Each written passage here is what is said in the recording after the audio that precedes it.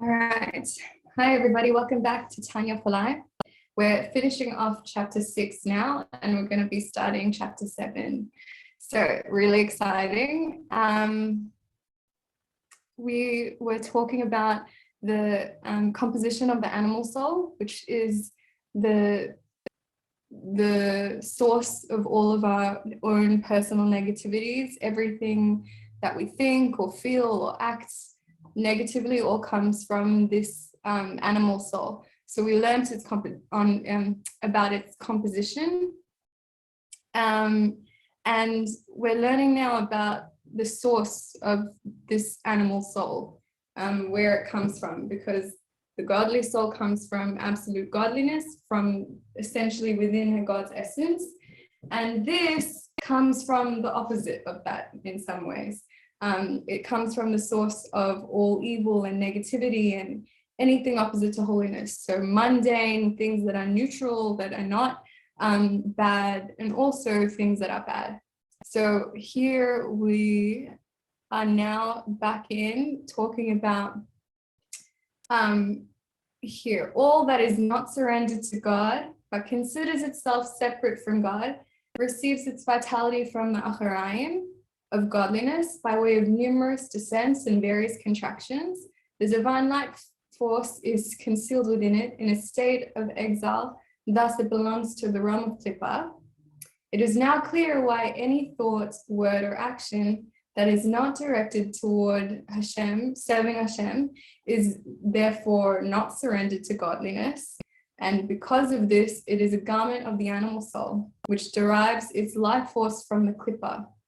Even if that thought, the word, or the deed that you're thinking or doing is not actually an evil thing. And this is why this world, with all that it contains, is called the world of Klippat and Sitra Achra, despite the fact that this world too receives its vitality from God's holiness. Let me see how far we've got so that I know. Okay. So we've learned already that we're living in a world of mostly evil, mostly negativity, mostly mundane. And that's because of the way that God has created the world, in that he contracted himself and has hidden himself in a way that there can be existing within reality something completely separate from, or feeling completely separate from God. So to get to that level where something is created, in Tanya it's referred to as a yesh. We are all yesh. Yesh is something that can fool itself or think of itself as a separate entity, a separate being, because not everyone, not all the time feels that I'm completely connected to God right now, all the time. So that's because of the way Hashem created us, and we've talked about this again and again and again.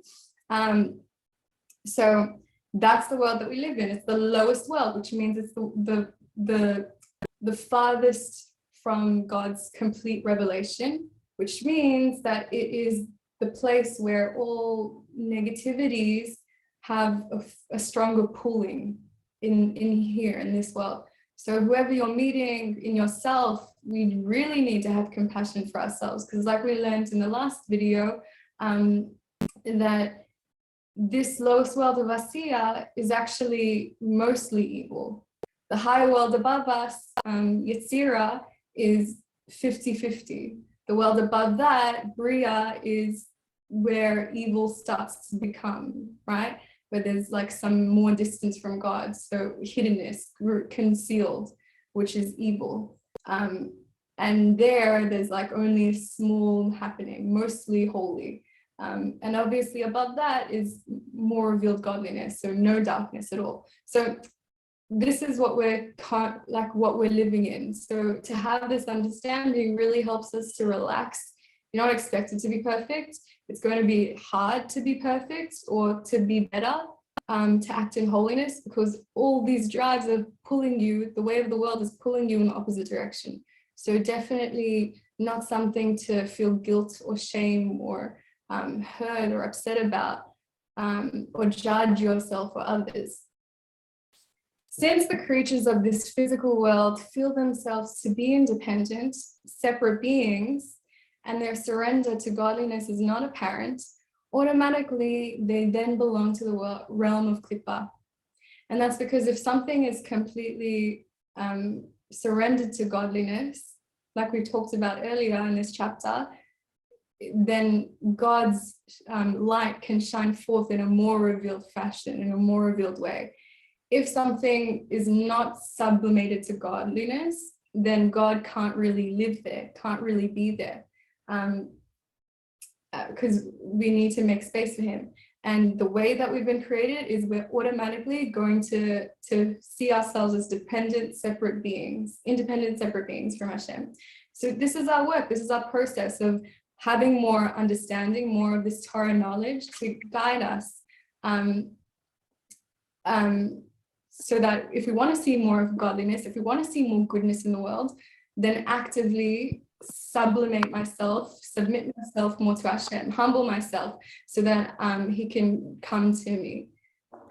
Because as we said before, we are vessels for Hashem's godliness, and we have the potential. We just have the choice to bring him or to reject him, as is our natural, in a way, because of the pulls of this world, it's our natural way that we would live.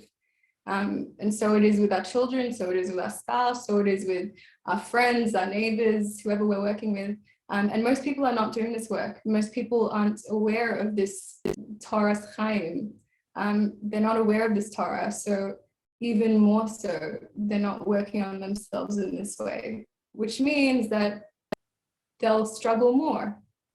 And we have to accept that. We have to, respect where they are, because it's not their fault. It's not like they're choosing to be negative, behave negative, do the wrong things, say the wrong things. So this is also why all affairs of this world are severe and evil, and the wicked prevail in it. That's from the Eitz Chaim. In the following note, referring to his previous statement that this is a world of Klippat, the Alter Rebbe writes that this is notwithstanding the fact that godliness actually pervades all existence, or stated in the terminology of the Kabbalah, that God's infinite light, aka the Or Ein Sof, clothes itself in the sphere of the four worlds, ATZILUT, BRIYAH, YETZIRAH, and ASIAH. And thereby, even this physical world is filled with the Or Ein Sof. Yet, despite all of this, it is still a world of Klippat, where Klippat is more obvious. Wow, and I've been learning a maimah from the Rebbe Rashab. It's amazing, the maimah V'yadata. And the Rebbe Rashab explains to us that actually the concealment of God, Klippat, it gives way for darkness. Because there's Klippat, there's evil in the world. And like we learned earlier, this is the world where the wicked man rules, so to say. All the affairs in this world are severe and evil. People can chas v'shalom, be so bullied and attacked or killed, or horrible things can happen in this world. And that's not happening in the world above, it's happening on our world because of this nature. And what we were learning in this maimah is that the nature of concealment, which is the reason that Klippat and evil exists, is just a concealment of God. So then you may ask, why do we need concealment? Why can't God just get rid of all the layers of the curtains and allow light to pour in? Now, the issue there is that if there are no coverings, no veilings, then this light that's coming in we won't be able to stand it. So we won't have free choice. We won't have a separate entity, a separate identity at all. We'll see godliness, it'll all be revealed. But even more so, we can't exist because our physical body, the nature of a human being and the world around us is limited. It's the opposite of infinity. So to have an infinite source of light coming in, which is godliness, coming in and being unveiled, getting rid of all the covers, means that we won't exist. And so in order for us to receive our life force, which comes from this essence of God, it has to come in a fashion where it's very, very particular, just like a scientist with a formula. And he has different chemicals, and he puts a specific amount to the decimal point. He's doing his calculations, and then he puts these different chemicals all together to make a separate entity. And if he goes off a little bit, if his judgment of how much his calculation is incorrect, then the whole experiment, the whole formula that he's trying to build will result in explosion or all different kinds of things. It just won't work, right? And so is the same for a person. So is the same for everything in this world that we see around us. This is the reason for Klippat, says the Rebbe Rashab in his Maimah. This is the reason for concealment, because and concealment comes with judgment. And it goes into an amazing, it's so incredible. I really suggest you guys look into it if you're interested. It goes into how the world was created with this sense of concealment, constriction, which is represented by God's name of Elohim, right?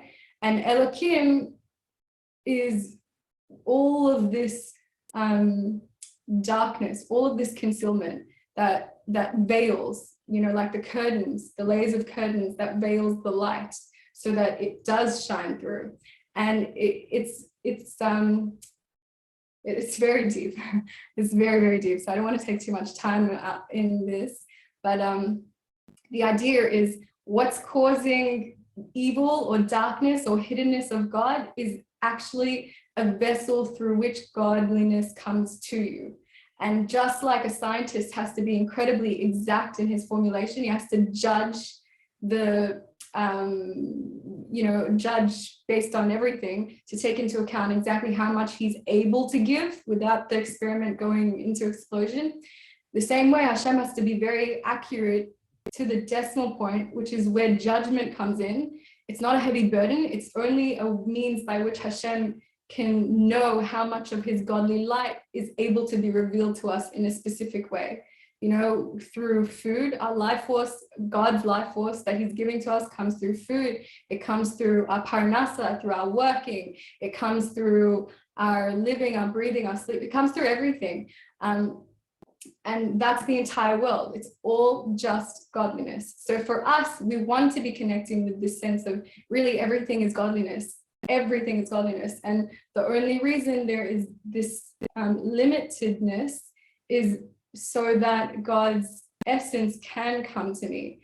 And the higher I build myself up, the more holy I become, which means submitting myself to God, the more he's able to reveal more of himself to me. So then strictness will lessen, right? There'll be space for more of his essence coming through. So challenges, could become lessened through this, becoming more close and more open, have a space in you open for God, which is, I think, incredible. Just to think of this idea that negative and evil is not negative and evil. It's just a way through which, the world is created so that we can have what we need and exist at the same time. To be sure, this world contains the 10 sefirot of the world of ASIAH, as is written in ATZILUT, portal 43. The world of ASIAH, which is the lowest world, our world, comprises both our physical world and also the spiritual world. There are two worlds within this lowest level of ASIAH. The sefirot of the spiritual ASIAH are, however, contained in the physical ASIAH as well. And again, the sefirot, because it's a way through which Hashem's light gets transferred to us and transmitted to us, it is part of this Elokim. It's part of this constrictedness, right? So it's called a vessel, and through this vessel, it's like a pipeline of water running through this vessel, and it goes into offshoots outside. Parts of it go outside, but the majority of it is still within this one container. So the idea is Hashem's true essence is concealed within all these means of Elokim, judgment, constriction, ways to give it to us. But the essence of it is within it. The outsides of it come to us based on what we're able to handle. So part of that is the angels. That's where the source of angels comes from. That's where the source of, all things that are giving it out, like the zodiac signs, the stars, the moons. None of these have power on their own. And that's where service, idol worship comes in, because people think that all these constrictions in the world, the means by which Hashem is giving to us, they think that money, they think that food is their everything, and it controls them, but it doesn't. And you don't have to put your whole effort into these things.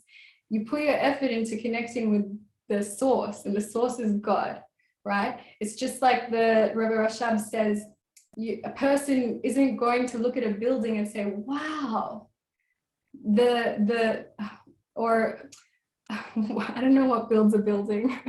Wow, that hammer did such a great job with building this incredible building. Oh, what a spectacular hammer. No one's going to say that, or no one's going to say that plank of wood, whoa, or the nail, what a job they did on this whole cabinet. It's beautiful. No, these are just tools that have no choice in what they're doing. What's the power behind it is the person. So when you look at a beautiful building or a cabinet or something, and you say, wow, the builder had such great style, such an amazing work that came out of him. The objects, the tools that he used aren't even assessed at all. And that's the same thing. So the moon, the stars, the angels, the malachim, all of these come from this place of Hashem, this as a tool. It's just a tool, a vessel, and godliness gets transmuted through it, and it has no choice, and it doesn't do, it's just a messenger for Hashem's force. And that's why it's important for us to remember that, the constrictions, the concealments, it's not a separate entity from God. It is God. It is godliness. It's part of godliness. It's God, using a tool to give to us, and that's amazing. So even the structure of the world with the spiritual realm, the spiritual DNA of like the 10 Sefirot, even that in itself is part of this constriction, part of this tool. It's like a hammer that the builder can build a beautiful cabinet with. Now, within these 10 Sefirot of ASIAH are contained the 10 Sefirot of the world YETZIRAH. Within them, the 10 Sefirot of the world BRIYAH, and in them, the 10 Sefirot of the world of ATZILUT, in which abides the Or Ein Sof. So remember, we were talking about how these worlds, BRIYAH, YETZIRAH, they're all connected in a chain-like formation. And that's what it's talking about. The chain, what connects them is the Sefirot. So the 10 Sefirot like come down in layers and layers and connect everything. It's like continuously connecting everything. And as it goes down one layer, it becomes even more and more further away or constricted in its expression of godly light.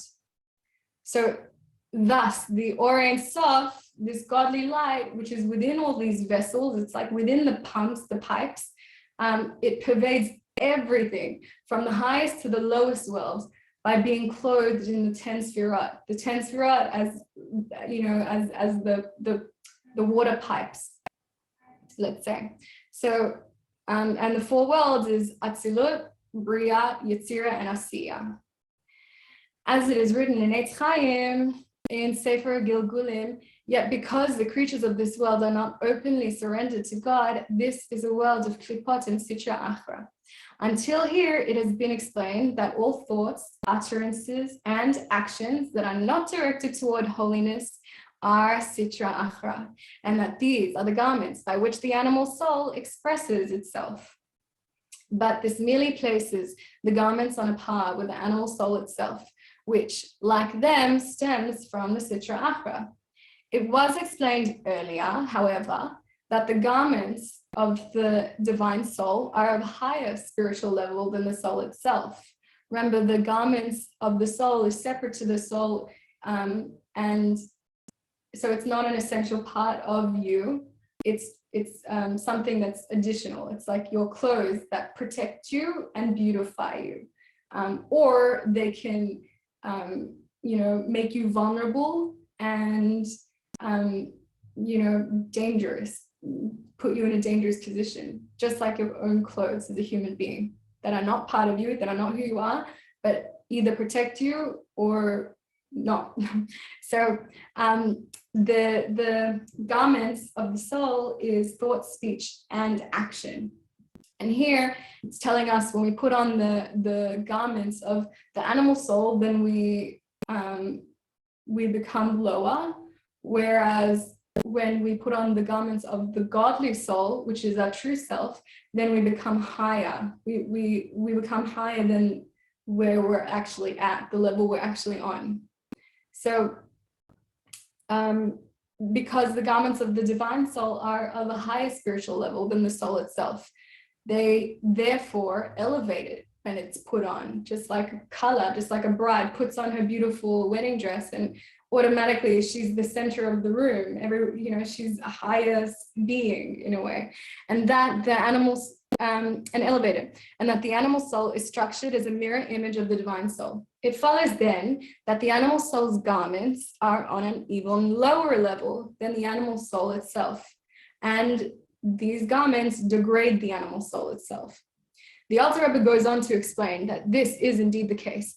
After a discussion of the two categories of klippat mentioned in the introduction of this chapter, which we'll go through in more detail in the next chapters, the Alter Rebbe concludes that there are those garments of the animal soul that drag down the soul from the level of Klippat Nogga, which is the animal soul's natural state. Remember Nogga, the Klippat Nogga being the state of neutral impurity, where it can be elevated or it can be further degraded, which means either it elevates you or it buries your neshama even more. So that's the state of Klippat Nogga, with that capacity, the potential. So the soul's natural state, or the animal soul's natural state, is this place. So the level of the three complete. And then so the Alter Rebbe concludes that there are those garments of the animal soul which drag down the soul from this level of Klippat Nogga to the level of the three completely impure klippot. These are sinful thoughts and forbidden words and actions. Okay, so the Rebbe is saying that the natural state of our animal soul is this Klippat Nogga, this neutral place, and we have the potential to elevate it or to degrade it even further, bury, make it even worse. If we choose the latter, then it pulls us into the lower state of Klippa, which is the Shalosh Klippat Hatzmeah, which is in chapter 8, I think we'll go to. And it's basically evil and forbidden things, sins, things that are really bad, obviously bad. And here he's saying that these garments of sinful thoughts and actions and speech will degrade us and pull us into this lowest form of klippa, of dirt. However, the klippot are divided into two categories, one lower than the other. The lower category consists of three completely unclean and evil klippot, which contain no good in it whatsoever. In the prophet Yechezkel's vision of the divine chariot, in which he saw and described the forces that conceal godliness, they are described as a storm wind, a great cloud, and a flaming fire, representing these three holy, unclean klippot. That's amazing. So again, everything in our text is a code And the Kabbalah goes into the codes of everything. So every word, specific word that's used instead of another word means something else. And obviously all the physical, all the everything that is written is a hint to the spiritual components that is its life force. So here it's describing a storm wind, a great cloud, and a flaring fire. These three things are, the spiritual source. What it actually is the three impure klippot. From them flow and are derived the souls of all the nations of the world and the sustaining force of their bodies, which sustains their existence apart from the soul which animates them. Also derived from these klippot are the souls of all living creatures, which are unclean and forbidden to be eaten, and the sustaining force of their bodies, which means the soul and the body of all these things. Their essence derives from this place of these three impure klippot. The existence and life of all forbidden vegetation too, such as Arla, which is the first 3 years fruit of a life tree, 3 years that a new tree has been born, in its first 3 years, we're not allowed to eat from it. I don't really know that halacha, but and also a mixture of grain seeds in a vineyard and so forth. They're all derived from these klippot, as it is written in ATZILUT. Similarly, the existence and life of any act, utterance, or thought in violation of any one of the 365 biblical prohibitions, as well as their rabbinic offshoots, they're all derived from these impure klippot, as it is written there, end of chapter 5. The animal soul, on the other hand, is of Klippat Nogga, which contains an element of good, as mentioned in chapter 1. These sinful garments belonging to the realm of holy and pure klippot are thus lower than the animal soul itself, and they drag it down to their level, in exact opposition to the divine soul's garments of thought, speech, and action of Torah and mitzvot, which are higher than the soul and elevated. Great, we finished chapter 6. Move on to the next one. Okay. However, chapter 7. However, unlike the life forms mentioned at the conclusion of chapter 6, which are derived from the 3 holy unclean klippot, holy as in completely unclean klippot, the following life forms are derived from Klippat Nogga. The vitalizing animal soul in the Jew, vitalizing because it gives life to the human being's body, because it lives in the blood of the human, and it's derived from Klippa.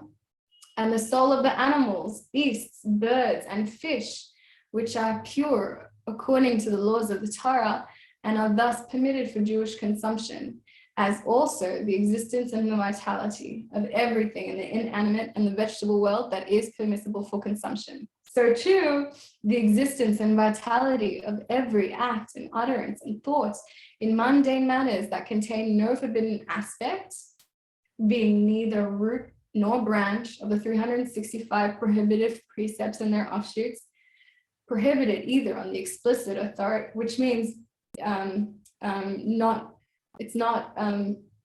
these thoughts of mundane don't come from any of the prohibitions of the Torah or their rabbinic enactments. Yet when these permitted thoughts, utterances, or acts of the mundane are not permitted for the sake of heaven, as they should be, a Jew's actions, words, and thoughts should be directed toward the service of God.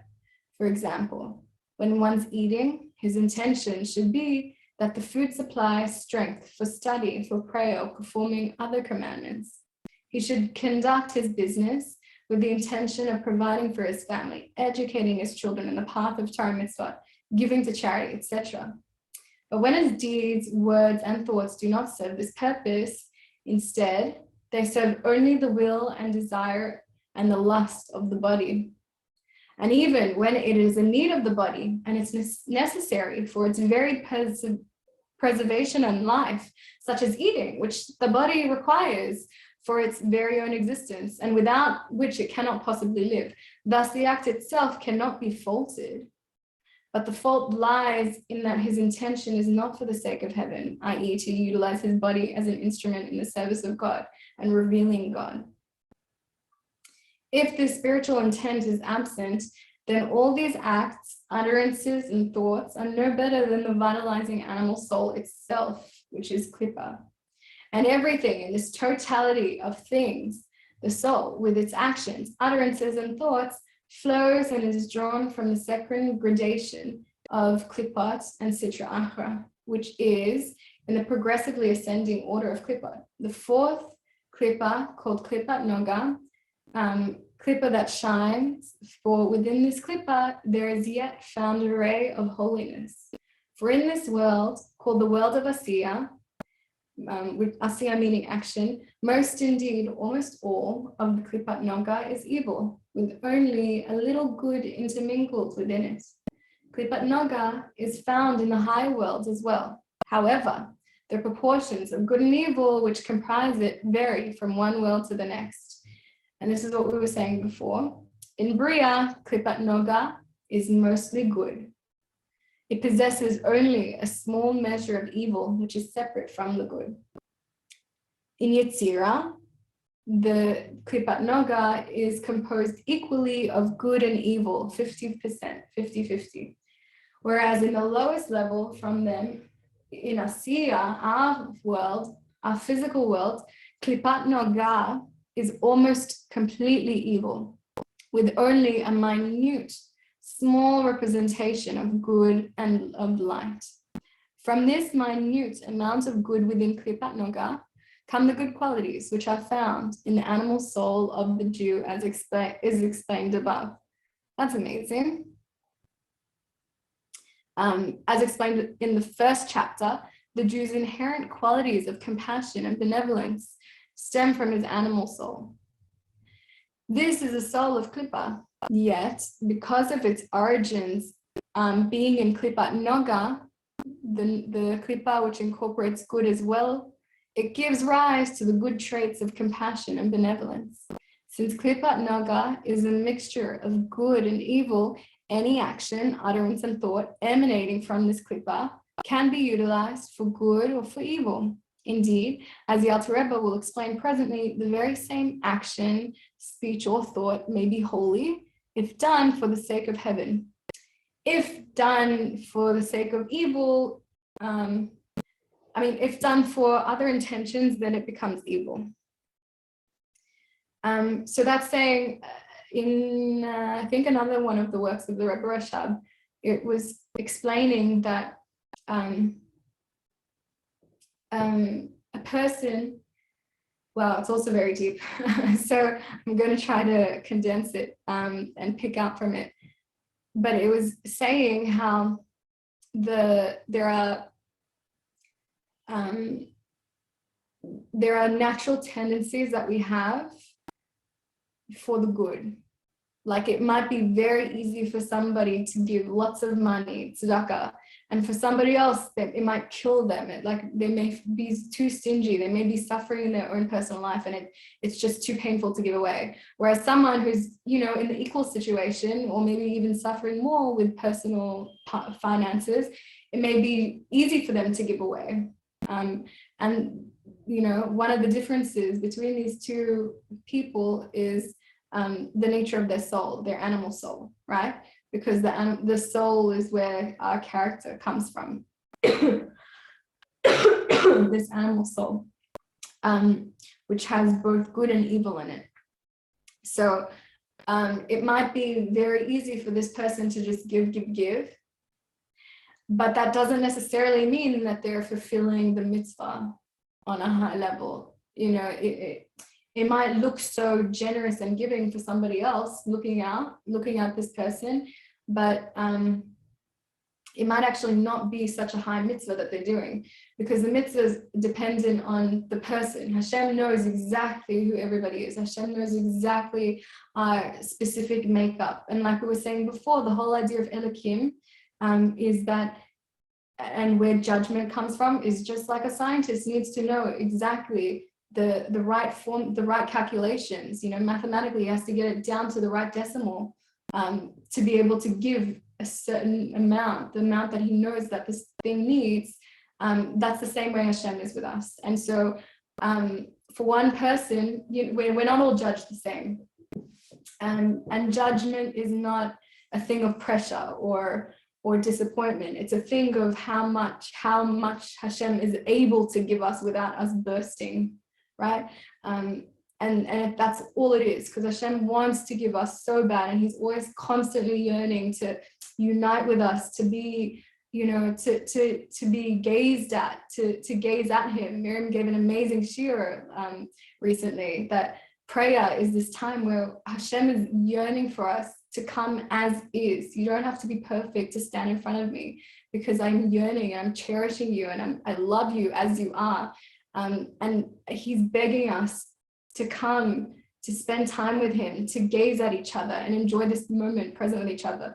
There's no one in your life ever. There's no one, no partner, no children, no parents. There's nobody who can give you this unconditional acceptance and love like Hashem does, whether or not we see it. And it's our job to start opening our eyes to see it, because the more we see it, the more, then we're building a dir b'tachtonim, we're giving entrance to God into our life, into the lives of others in our lives. And it just brings goodness, because in this way, you're able to receive more light. You don't have to have such a small, amount that's calculated to be given to you. And so back to this point of having, a person either fulfilling the mitzvah of tzedakah or not, being based on his makeup, that it might not be such a big deal for one person because of the way his soul is naturally leaning towards it. Like a water element person, it's very easy for water element to give. It's kindness, it comes from chesed. But it's also easy for this person to go into lusts and desires. Other than that, there's no boundaries. It's all just love, love, love, love, love, care, give. And so his level of doing this mitzvah of tzedakah has to be, he has to use his intellect. He has to use his intention and think of God. He has to think of crushing himself. He has to think of doing something for the sake of godliness. And then it becomes holy, like purified. Because otherwise it's just part of his natural animal instincts. Just like it's no different from a dog. A dog who loves his owner, he's just going to run after his owner all day long. He's going to give him licks. He's going to cherish him. He's going to give. So you're not anything different from an animal. And our animal soul is like the other animals. So we need to take it a step higher. The fact that we have humanity, like the intellect, the seichel, which allows us to attach our mind to something higher. That's our difference between the dog and the human. And when we use it, then we are not an animal. Then we are not on this lower level. We actually elevate ourselves to the higher level. And that's why it's saying that the good that can come out of the animal soul, the good that's just natural, is actually, it's from the animal soul. It's on the lower level. So since Klippat Nogga is a mixture of good and evil, any action, any thought, any speech emanating from this klippa can be utilized for good or evil. We read that.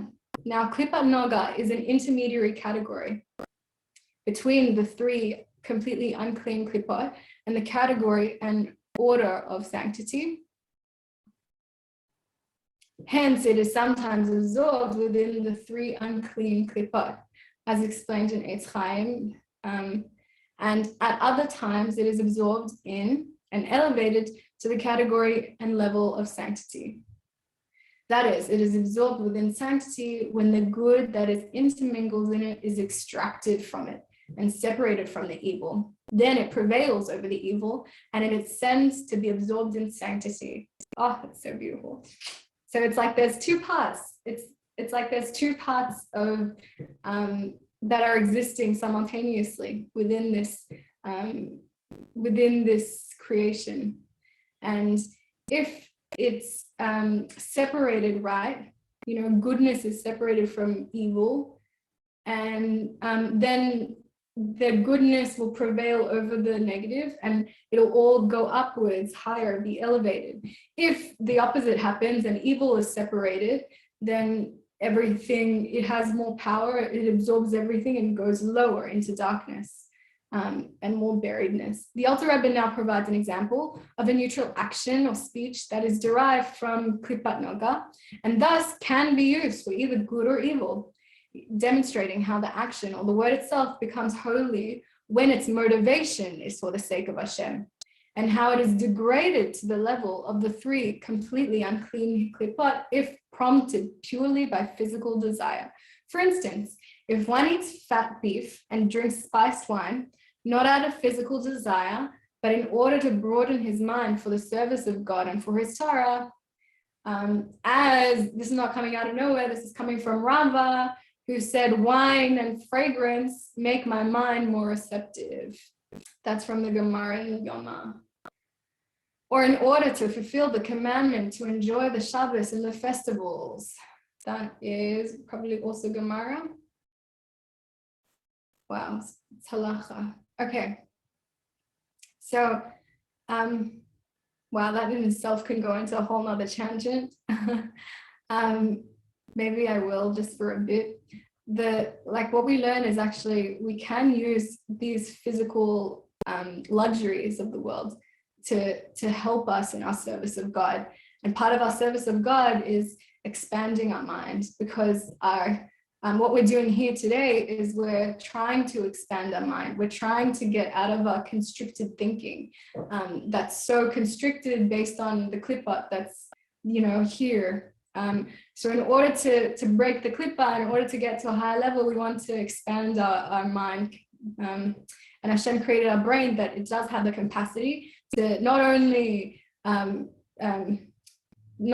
to get rid of old, you know, bad habits and bad associations, you know, neural pathways that exist in your brain, but it also has the capacity to grow and to create new neural pathways, new connections of habit, of action, of speech, of thought based on what you're reinforcing. So Hashem created an incredible mind. It's just like a muscle. The more you use it, the stronger it gets. If you don't use it actively, then it just goes to atrophy, like it destroys itself. So one of the ways that we can use the luxuries in life, the Gemara talks about 3 things that help to broaden your mind. One thing is a beautiful wife, right? Like when a husband, one thing that can help him is having a beautiful wife to come home to. It broadens the mind. It makes him feel much lighter and more less pressure. And a beautiful, you know, space, environment like home, surrounding, you know, big space, beautiful decorations, and something else I don't remember. But there's so many more things. You know, even smelling some bisamim, some beautiful smells, spices. All this helps to expand the mind. And this is saying wine and fragrance can help your mind expand as well. And it's all based on how you do it. Ultimately, when you have a more expanded mind, you know, a relaxed mind, what can happen also is your brain can start its normal function of its daily housekeeping, which it can't do when you're in a level of pressure and stress and constriction. It can only start that process of neural pruning, getting rid of these old pathways that haven't helped me, that I don't want in my life, that I don't want to keep picking up food when I'm feeling bad, or I don't want to keep screaming at my family when I'm not doing well or had bad news or whatever. these things the brain actually gets rid of it on its own. You have to do the work to help your body get there, to help yourself get to that process. Part of that is expanding the mind, relaxing the mind. Relax the body, relaxes the mind, you know? So all these things, Hashem created a world. It's not bad. It's not bad to partake of it. It's good. Just the reason we want to do it is for service of Hashem. You know, I can't serve Hashem very well when I'm in a constricted mind, because everything becomes pressure and everything becomes too much. And I hate everyone, or you know, it's just too intense. So, you know, partake in the world, and in that way you're elevating the world around you to be part of this process of revealing more godliness, coming closer to God, so that there needs to be less, you know, constricted calculations, because you can experience more now, which I find incredible.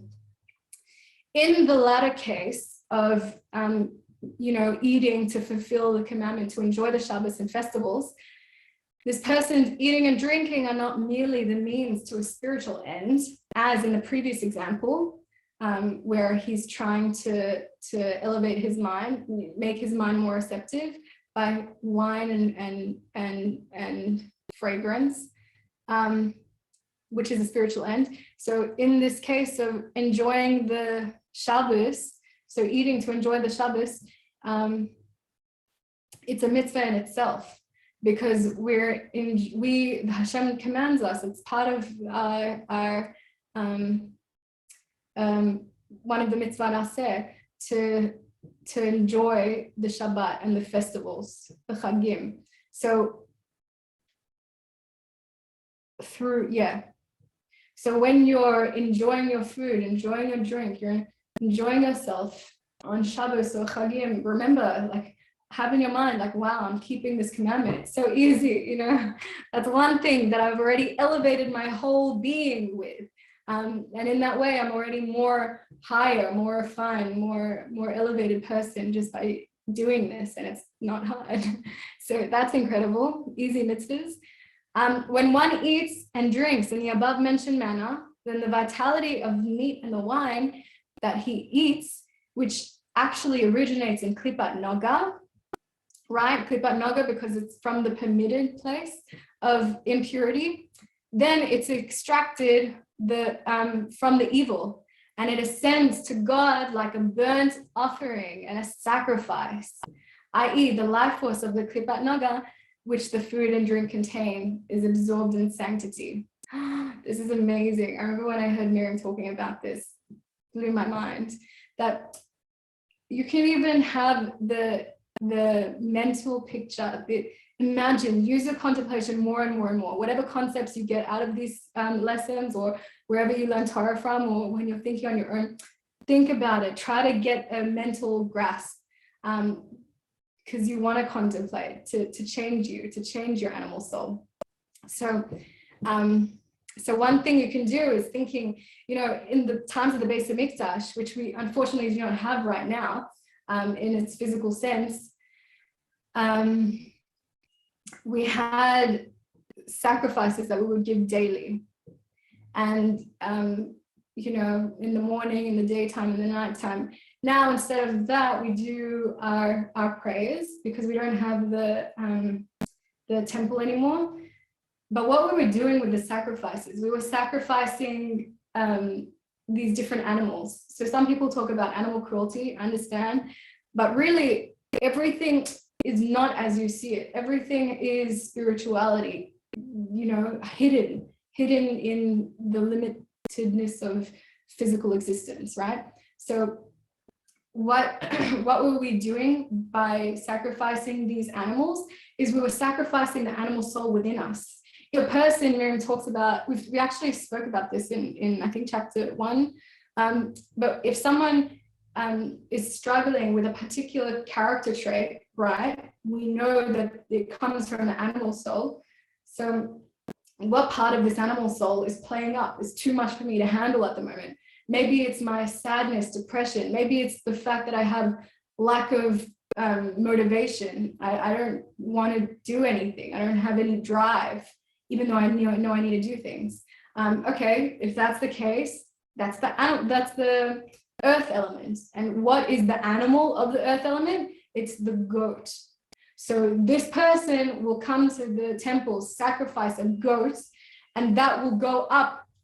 There was actually the process that when the fire of the sacrifice is ignited from below, if the sacrifice was accepted, then it would come, Hashem, there would be a fire coming from heaven in the form of a lion and swallow up, consume the sacrifice, and it was accepted. So here, and that's actually a process that we go through every day. It's in my prayers every day, it's in many people's prayers every day, and it can be in yours also. Specifically when it comes to the karbonot, in the beginning of our prayers, before we even get to Baruch Sha'amar, we're doing this process of sacrificing our animal souls. And it's the first step. In order to come to your true self, to come to Hashem, you have to sacrifice your negative character traits, because this is your interactions with the people around you. And this, says Hashem, is more important than your relationship with me. Deal with your negative character traits, deal with your behaviors.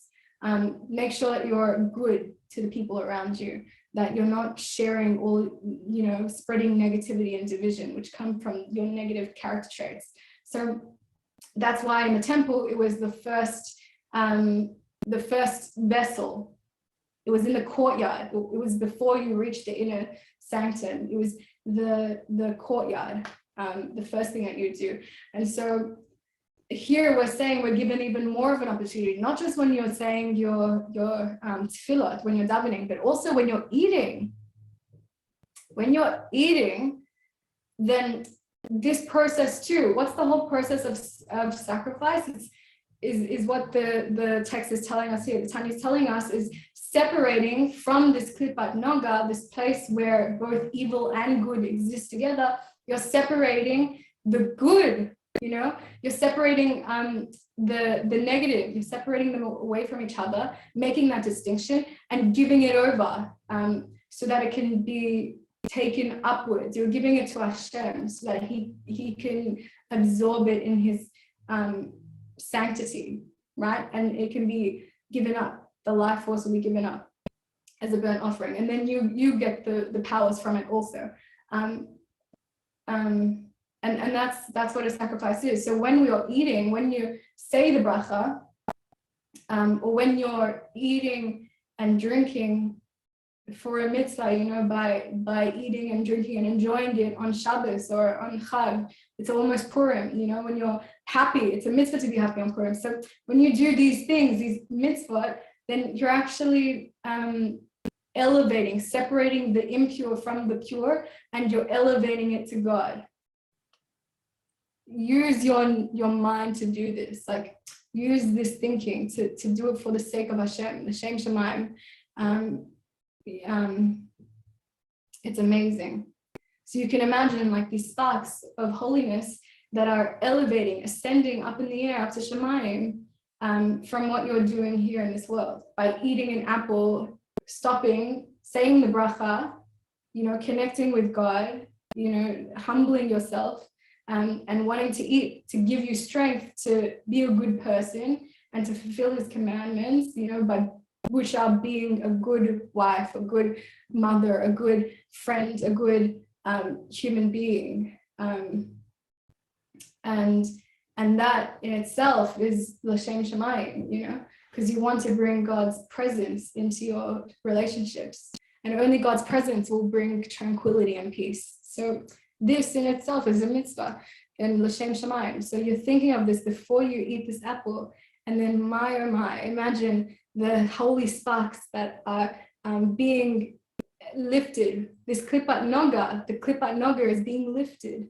The spiritual essence is being lifted to high. So too concerning speech, the vitality of words spoken for a sacred purpose, such as, we're going to see examples. The vitality of words spoken for a sacred purpose ascends and is absorbed in sanctity. For example, he who makes a humorous remark to sharpen his mind and make his heart rejoice in God and God's Torah and service of God, which should be practiced joyfully. Wow, yeah, so this goes really far, because it's a mitzvah for us to serve Hashem b'simcha, to serve Hashem with happiness. And the most evil thing, like the worst thing, the opposite of that, that all of our sages warn us is depression. You know, do your best not to allow yourself to descend into depression, because that will stop you from being able to serve Hashem in this way. And serving Hashem means being a source of light, you know, being kind, using, you know, good character traits, even if you don't feel like it, you know, all this holiness, bringing a dwelling place for Hashem, bringing more holiness to be more revealed. And so doing this all with happiness is mitzvah in itself.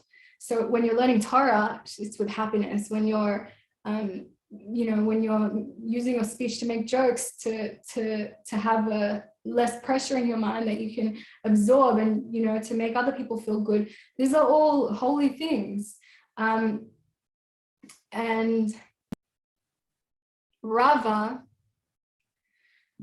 used to make jokes, you know, like before he started a discussion, you know, before he would go into a discourse in the Torah and lecture, he would first say a humorous remark. And from that, you know, all the students would be joyful. And through that, they were able to be more receptive and to better understand what was to come next, the discourse. Wow, it's 613. That's the time in Israel. So when a humorous remark is made with this intent, the vitality of the words, which originates in Klippat Nogga, is extracted from the evil of Klippat Nogga and is then absorbed into sanctity. Again, that separation. Again, that imagery of this Klippat Nogga being absorbed into the high. And yeah, so also simcha, happiness, actually allows your blood to flow better, less constrictions. It's like the opposite of constriction. It's like godliness.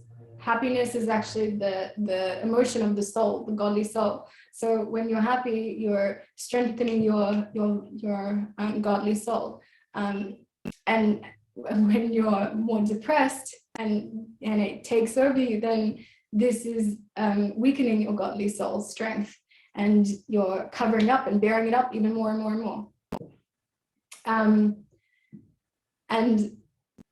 And it presents itself in the blood. It presents itself in our brain. It presents itself, you know, in physical disease or manifestations of whatever, you know, things that are not good for us, including our energy and everything. Our organs can function well when we're happy, in a state of happiness. When we're in a state of depression, then there's this constriction, there's this klippa. It's like clogging us, covering us, causing, you know, constriction, adrenaline, cortisol. All these things are happening that are stopping us from being our best self, being in our right mind frame, being revealing our true essence. And that's why, like, you know, it's amazing that Hashem has made it a mitzvah for us. That a mitzvah means that it's hard to get to. It's not natural. You have to put effort into reaching it, right? So it's a mitzvah for us to live with happiness. So, wow, it's fitting because this is the month of Adar. Adar is the month where we're meant to be happy. Lots of simcha. It's all to do, the whole Purim story, it's all to do with this constriction, that even within constriction, you know, the Megillah is written with no letters of Hashem's name. You know, Hashem's not present in the story. It just looks like it's all, you know, people acting, and things just start to happen and cause and effect and coincidental. But all of this is constriction. It's just an expression of Elokim, which means it's just the pipeline, the vessel for Hashem's essence to come through and be given to us, our vitality. And how did these people receive Hashem's vitality? through sacrificing themselves, surrendering themselves to godliness. Like when Esther Hamalka, when she humbled herself to come to the kingdom. She lived a Jewish life, which means no, specific foods you're not allowed to eat. So she wouldn't eat these foods. She hid her Judaism. She wasn't enjoying her life in the palace. It wasn't like, well, I get to be the queen, I get to be princess, I get to have everything I want. She wasn't that person. It was hard. And to be married to an evil man, it was hard. But that was self-sacrifice. That was a humbling experience. Because she realized and she connected with the essence that's higher than everything that she saw, and humbling herself through the fasting before she would come to the king, all Bnei Yisrael, the way that they humbled themselves, that this material world is not my life. It doesn't control me. I don't believe that it gives me life and sustenance. This physical world, the king, the food, the people, Haman, the man who's in charge, who wants to kill me. They didn't run away. They didn't stop, being Jewish, which they could have, if, especially if they fell under this conception of it's all the power of the things in front of me. So I should just listen to them, stop being Jewish, then I won't be, hurt, persecuted. But no, what happened was they understood and they connected through humbling themselves. They connected with God, who's behind everything, who is the reason for everything. The essence is keeping us alive. His essence is giving us the ability to receive. And they understood that, just like we've learned today, that Hashem's essence is there. If you want to connect with it more, if you want to have more revealed to you and less judgment, then, make yourself a bigger space to hold him, invite him in. How do we invite Hashem in? We learned before that Hashem cannot live with an arrogant heart. It has to be humble to him. And only when it's humble to him, not seen as a separate entity, but humble to him, that's where Hashem's presence can dwell, right? So they humbled themselves. They didn't fall for the traps and the tricks of the YETZIRAH. They understood the reality that this, life and death situation even was Hashem's goodness wanting to shine down on them. And they got the message and they humbled themselves and they were able to build themselves. They were able to receive more of Hashem. And through that, the constrictions, like the chemist making a specific formula with chemicals, he can create, he doesn't have to go to the decimal point anymore. It doesn't have to be a point number. It can maybe now be a whole number, that there's more room. There's more room to give more essence into this tube, into this human being. And so the constrictions that were just giving life force were able to become bigger, and they were saved. It was all great. And so the happiness and the joy comes from connecting to this essence of Hashem that's always there, even in the Klippat, even in the darkness. And the darkness is just his it's part of, it's part of him also. So maybe we'll end there. And we'll do a meditation, quick meditation, and then we'll open up to questions. I invite everybody to close your eyes, allow your mind to relax, allow the stiffness, the tension in your body to melt away. As you feel your body relax, imagine the expansion of your mind mimicking the body, finally allowing itself to go through a process of neural pruning, getting rid of old associations and habits that don't serve you any longer, serve you in the means of serving your true essence, your connection with God. And imagine as you breathe in tranquility, this godly light, Imagine it entering you, swarming through your body with ecstasy. Imagine the feeling of uniting, identifying with this feeling, with this light of God that's coming into you. With your exhales, imagine all the negativities that have ever existed within you sink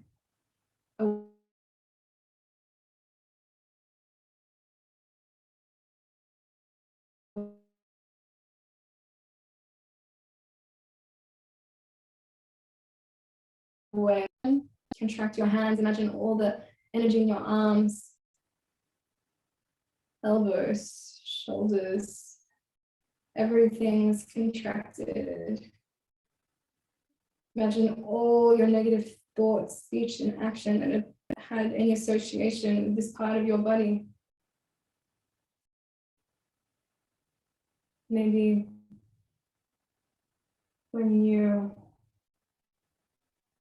what you use your hands to do, have you used them to encourage people and clap people on?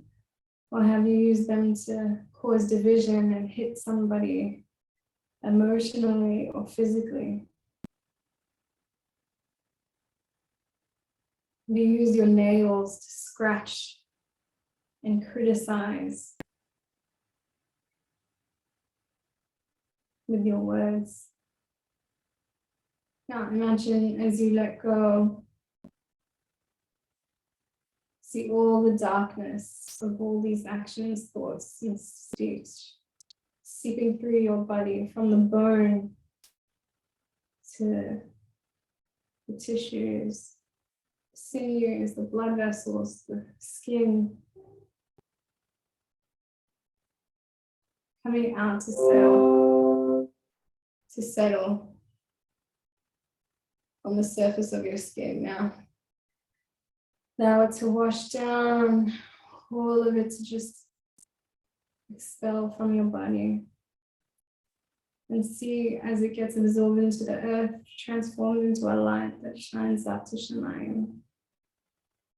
In its presence, feel more space, feel more of this vital energy of God's essence, His love, tranquility, unconditional acceptance, yearning for you. Feel the sense of being His beloved, a reuniting moment. Feel it coursing through you. Now feel the tension contract your toes, your feet. Imagine all your muscles in your calves and your glutes and your knees, all tension. Imagine all negativities that have been associated with these areas, with your thoughts, speech, your actions. Maybe you run to do a non-holy thing. Maybe you followed your urges to lose your temper, to overeat, to buy something excessively, whatever it is.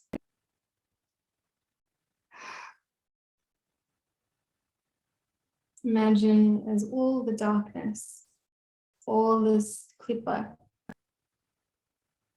comes seeping through your body in the form of shadowy, putrid, squeezing out your body from your animal soul and all of its limbs and sinews to your body and all of its limbs and sinews. Imagine it seeping through to the surface, hanging around in this oily, putrid blackness. And watch as you exhale and see it moving down your body into the ground, getting absorbed and transformed into a light that shines upward. Now in your body, feel this relaxed sensation in the absence of the tension. Feel God's presence, even more able to join with you, even more able to be present within you. Feel His radiating love coursing through you.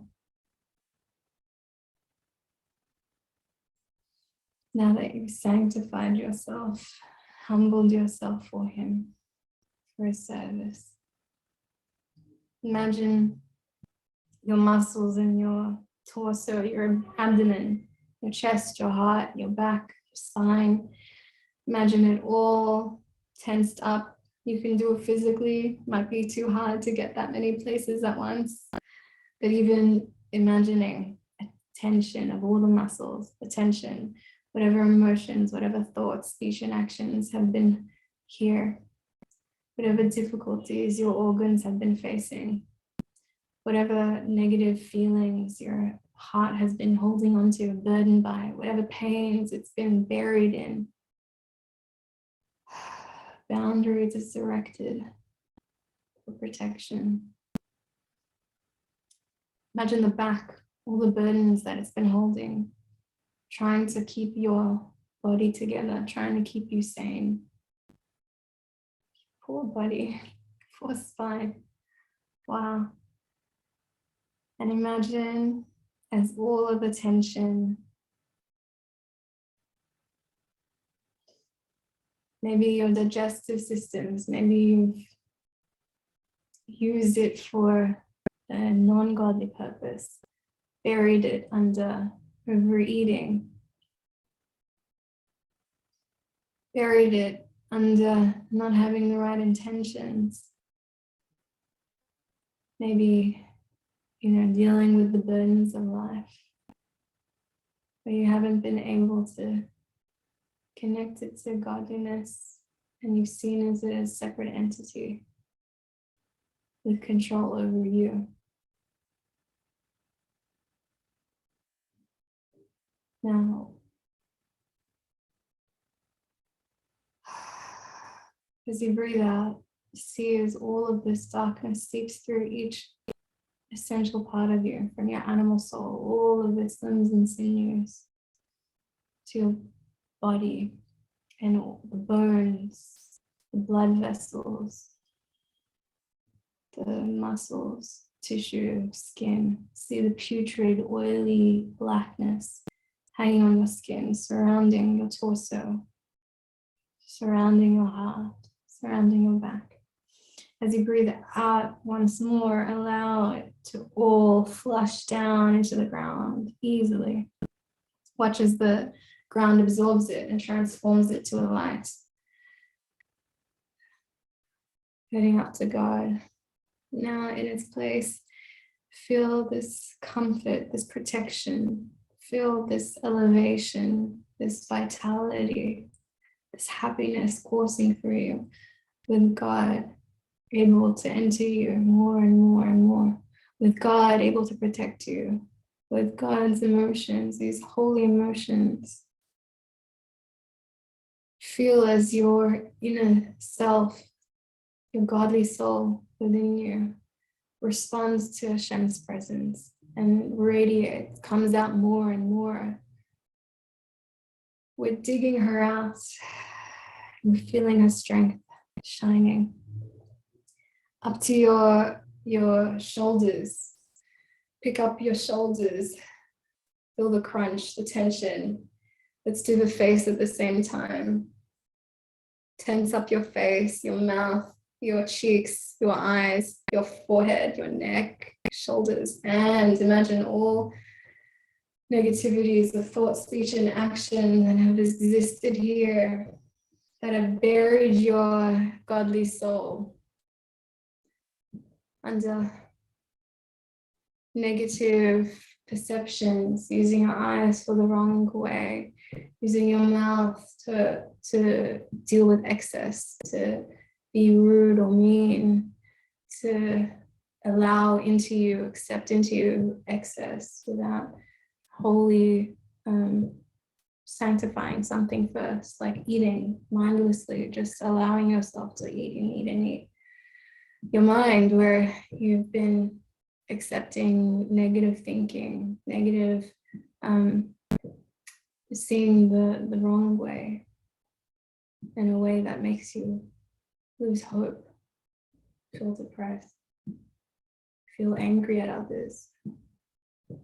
Imagine the burdens of the world sitting on your shoulders, your poor soul, so stuck under it all. Now, watch as you allow all of this darkness, all of these shells to squeeze out of you, out of your animal soul, all of its layers to your body, all of its layers. Watch as it comes out, black, putrid, oily darkness from your bones, through your tissues, your muscles, your blood, onto your skin, and relax, exhale it down. See as it happily leaves you, entering into the ground and finally being transformed into holiness. Now, in its absence, feel Hashem's presence shining through you even more light than you were able to take before. This happiness, this joy, feel your neshama responding, feel your neshama happily bursting through. It's radiating, present. Feel these holy emotions that now it's been revealed, and feel this happiness. Now, in your mind, with your mind's eye, and this radiating feeling of your revealed neshama, see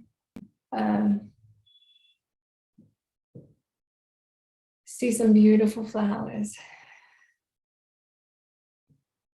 and get excited with the opportunity to say bracha, to elevate yourself even more, to bring God into you even more, and to share this goodness with others, a better you, with your family and friends. Now, taking this moment to be present with this flower, say the bracha, connect with this opportunity to be elevated and connected with Hashem. Say the bracha to reveal more of your soul, to be, to be elevated in more refining your character traits, so that your interactions with your loved ones are on a higher level, that you're bringing godliness instead of destruction. Now, say this bracha. Broaden besamim. Wow. And imagine, see as the spiritual life force gets separated and elevated up on high to Shemayim, that you've done this separation, unification, unifying the Klippat Nogga with its true source and godliness, that it's now able to return to godliness. And fill your soul with even more strength pumping through it, with even more happiness, with even more self-autonomy. Guarded, protected, elevated. You look beautiful. Everyone can see it. There's something about you. That you're also more protected. That you're not taking things to heart. This is the power of connecting with Hashem. This is the power of mitzvot. Now, coming back into your body, into your place, being present with yourself, with your soul, with God, with this radiance.